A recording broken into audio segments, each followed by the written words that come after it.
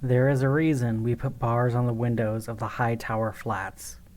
It isn't to keep children from falling out accidentally. It is for keeping something from intentionally entering the homes from the outside. Something that has haunted Llundain since the days of legends. It grows more dangerous in the modern world, not because it grows wiser, but simply because the environment is also more dangerous to the children. The days of industrialization were great for those who owned the factories or for those that bought what the factories made. It wasn't great for those who worked in the factories. Children working alongside their parents for a few extra centi. They didn't have the laws we have now. They would send children into the machines while the machines were working to clean or repair the machines. And when electric lights were introduced, the factories didn't need to stop moving. Exhausted children and their families would head back home to their flats, often in large towers whose only building code was to keep standing, where children would sleep fitfully. No air conditioning in those days, no fans, no running water. If the children needed to cool down, the only way to do so was by opening windows. Sometimes opening windows to the smoke and foul smells outside. But if you were lucky, you could get some fresh air from an errant breeze. But by leaving windows open, children, being children, sometimes wander or play too close to the window. Other children, in a much darker place, instead decide that death was preferable to Llundain. And as terrible as all the accidents and suicides were, it wasn't enough for people to start putting bars on their windows. Not until the news got out about the monster. I know this was the reason why the bars were built, because I was one of the lucky ones who managed to see the boy and survive. We had 2 parents and 6 children living in a 1-bedroom flat in 2657. Our parents were perpetually exhausted. More often than not, they let us raise each other and ourselves. We were expected to bring in money to help pay for rent and food, and they didn't ask too many questions where we got it from. Most of my brothers and sisters worked in the factories. I know at least a couple also sold papers. I believe that at least one worked as a grave robber for the doctors who wanted to examine dead bodies. I wasn't nearly as honorable as my siblings. Foremen's voices pissed me off. The passers-bys ignoring me also pissed me off. And I didn't like the blisters on my hands from grave robbing. Instead, I got into regular fights and even mugged children in the alleys and streets.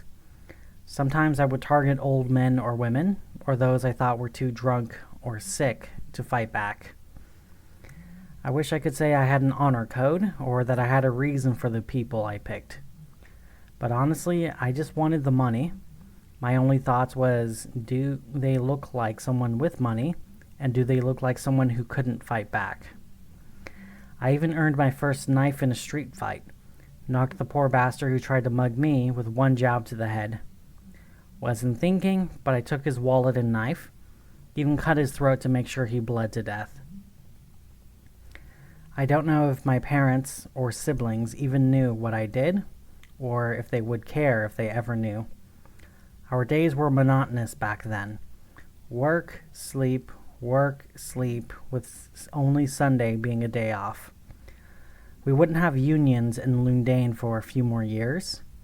I do remember our mother, one summer night, had an unusual burst of energy, and she gathered everyone for a story before bed.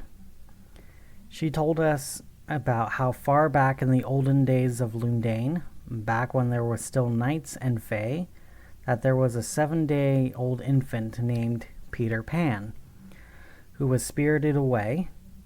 He learned how to fly, and he flew away from his family and his village. He lived a life of exploration, games, and adventures, until one day he remembered that he had a mother.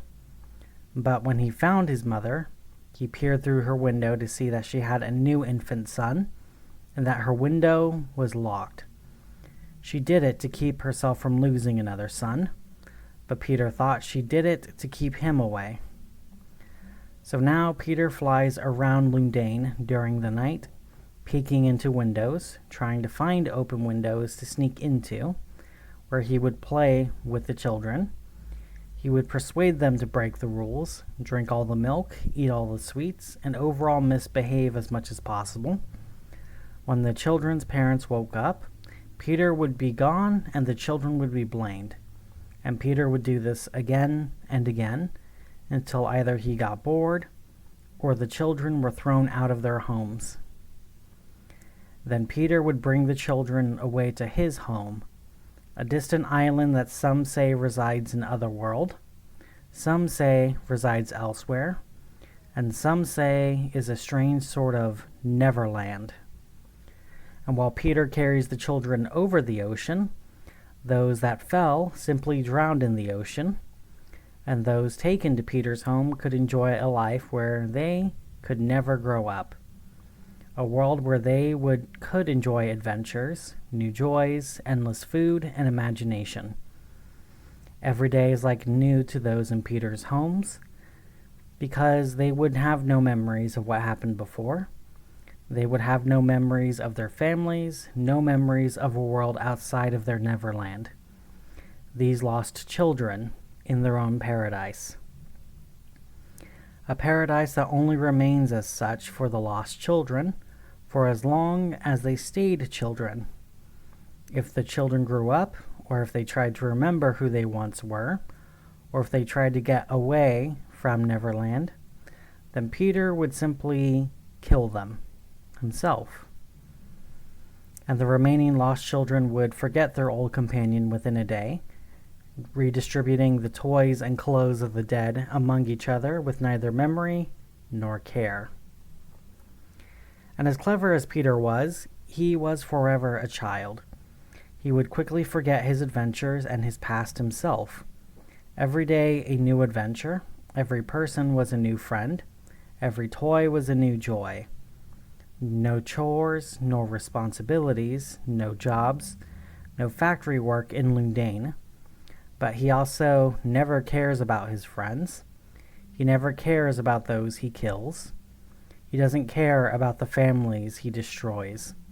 A selfish boy who doesn't contemplate the past nor think about the future. A boy who never mourns, who never loves, who never empathizes, who never does anything for anyone else. Mother then warned us that if we do see Peter Pan, to ignore him and let him leave. She warned us that if anyone of us did join Peter Pan, that he would grow up someday and he would kill us. That it was better to live where we were now than it was to join him in Neverland. That it was better to avoid the boy that was neither human nor fey. After that story, we soon went to sleep, and I saw Peter Pan for the first time. Outside of the window, I could see a boy peek his head inside, a boy that wouldn't look exceptional, except for the fact that he was floating on the air. Beside him, I could see a small spark of fire, almost like a will-o-wisp or a sprite. A golden spark that almost looked like a girl, but off somehow. Once he peeked inside of the home, he flew over to my siblings, examining each of us while we slept. I kept my eyes closed as he hovered over me, his breath cold, his fingers exploring my face and hair before he flew on. Now done, he hovered in the air like he was sitting, and he whispered to his wisp of a companion, who then flew to my oldest sibling, one of my brothers. My brother, awoken by Peter Pan's companion, saw Peter, and he smiled when he saw the floating boy. He smiled in a way I didn't know he could smile. He looked like he was letting go of all of the pressures and pains of the world before, like he was hoping to find Peter Pan, but he thought he wouldn't be chosen, and now he was truly happy, in a fundamental way I didn't think was possible in Llundain. "Hello there, young boy. Want to join my merry band of lost children?" Peter asked my brother, who only nodded in response.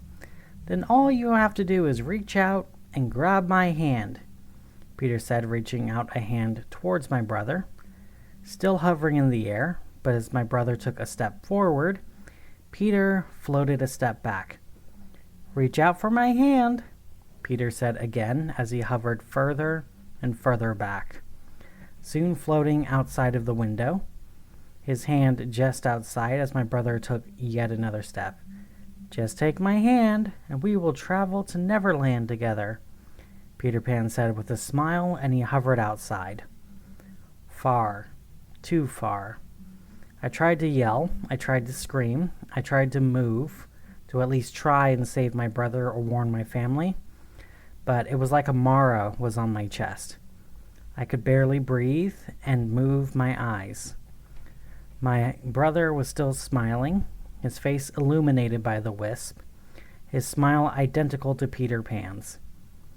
My brother took another step forward onto bare air, and he fell below. He fell so far I couldn't hear him hit the ground below. But the most haunting part of that, he was silent for his entire fall. No scream, no yell, nothing. Even frozen in my bed, I could feel my blood chill from fear, and as terrible as it was, I was hoping that Peter Pan would simply get bored with the first death and move on. Instead, he kept going. He whispered to the wisp again, and she woke up the next oldest sibling, or the oldest now, I guess. Once my sister woke up, Peter Pan made the same offer, and again my sister smiled, like Peter Pan, and she stepped towards him, the exact same smile as she reached out for him through the window, as she tried to grab his hand, only for her to drop down to the sidewalk down below. Another death at Peter's hands, and he had no regret, no guilt, nor joy on his face. If anything, he looked pleased for only a moment while they fell, before he was bored, and he whispered to his wisp, and another of my siblings woke up. One by one, they woke up. One by one, they walked over to Peter Pan. One by one, they reached out for Peter Pan's hand. And one by one, they all fell down below. I couldn't hear any screams of alarm from any of the other flats, nor could I hear any screams below. Was all of Llundain asleep? Or were my siblings just another death that weren't noticing? Death was cheap in Llundain. We had all seen bodies before.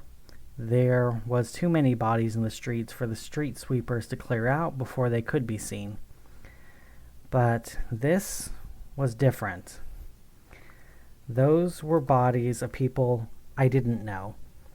Death was something that happened to people you didn't know directly. It was just a cloud over your head, a threat of a thunderstorm that only struck other people. It struck the old, the sick, the stupid, the others. But now with death floating mere meters away, death was something else entirely now. Death was an invader, something that didn't knock, something that just decided it was now my time to die, and I didn't have the power to fight it.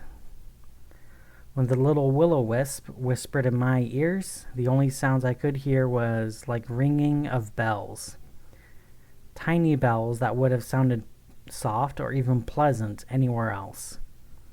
But in this moment, the bells only reminded me of the bells in the graveyard. The bells hung so those buried alive could ring for help. Sometimes the wind causes those frigid, rusty bells to ring. It was in those bells that the will-o-wisp sang to me. After the wisp flew from me, I felt my body stand. It was like being in a dream. I wandered towards the window, which in that moment didn't feel dangerous. I didn't see a window. I saw a doorway leading to an island paradise. I could see crystal blue waters, a jungle like those I'd only ever seen in books. In the water, by the white sandy beach, I could see my siblings playing in the water, building sandcastles on the edge of the beach or looking for seashells. A perfect life that we could have only ever dreamed of in Llundain, a place that only exists in fantasy. If I didn't see my siblings fall, I would have thought that Peter Pan was an angel taking us away. But even knowing it was an illusion, it was too easy to let myself simply fade into the dream. The dirty wooden floors with sand in the dream, I just had to ignore the way they felt on my feet. The smog and gaslight was sunlight and sea air in the dream. As I took step after step forward, I could feel a voice in the back of my head, a little voice telling me to forget about Llundain and to let myself fade to Neverland. But even as my right hand reached out for Peter Pan, my left hand was still my own. I reached for where I kept my blade, in my pocket, even when I slept. Still, though I could feel my blade, I couldn't see it. My eyes were still focused on where Peter Pan hovered. Still, I had plenty of practice. I could do it without my sight. I clutched the blade in my fingers, ready to throw it. I wasn't sure if Peter Pan was where he looked like he was, but I couldn't assume he was anywhere else. Now mere steps away from the doorway, or the window, I drew my arm back and let my instincts take over as I threw the blade as hard as I could to where Peter Pan hovered. I couldn't see the knife. All I could see was Peter Pan's expression changing from a caring smile to a confused frown. He opened his mouth like he was about to speak, but instead of words, he let out a long, wet moan as he plummeted down towards the ground as well, his will-o-wisp following him down. And as he fell, the spell broke, and I could see the world as it was. I was on the edge of the windowsill. My head spun looking down. The gas lamps were an even line of distant lights, all looking too much like that will-o-wisp. The lines of gray snow lined gray roads, which lined gray buildings. The gray rivers below, and the sky above was gray with the gray moon. After all of the colors of Neverland, the physical world felt just so washed out and dull, even more so than before. Still, though, I stepped away from the windowsill, and not knowing what to do, I woke my parents up to tell them that they were taken away by Peter Pan. What followed is a rush of events that felt hard to keep track of. I remember the crying and the shrieking, calling for the constabulary to assist. There was search parties on the ground floor for them, but my siblings weren't there, neither living nor dead. They found no trace of Peter Pan nor my knife. I think the official answer was it was an outbreak of somnambulism, sleepwalking, and the children just wandered away into the river or somewhere else where they couldn't be found. Apparently, other children had been disappearing from other flats, and it was assumed it was an outbreak that could have been caused by anything. The only evidence of any foul play in the flat was some blood and teeth left at the windowsill. To this day, I don't know if the teeth and blood is from my siblings or from when Peter Pan was hit with the knife. And as horrible as everything was, and as unbelievable as my story was, my parents believed me. We spent years trying to find him, and we tried using myself as bait. We watched over our neighbors, trying to see if he would return. We sought out any similar rumors or monsters that could bear even the slightest resemblance to Peter Pan. Monsters and beasts we found plenty of, but Peter Pan or my siblings we found nothing of. We are certain they were all still alive for two different reasons. The first being that the bodies weren't found. Corpse cleaners are quick, but they aren't that quick. The second reason is my dreams. I still dream of my siblings in Neverland. I still dream of seeing them just beyond the window. Every night, wherever I sleep, I see them just beyond my reach. And if I am in a room without a window, then I hear their voices. They're laughing, they're cheering, they're having countless adventures in Neverland, flying alongside the boy that kidnapped them. They're still alive. They're still untouched by time, and I know I just need to reach out to them to bring them back to us. They have to still be alive, and we will find them. I know I saw them fall, but my dreams are proof that they are still alive. They have to be alive. They have to be alive. They have to be alive, because if they aren't still alive, then I failed them all. I fought off the monster, and I saved no one.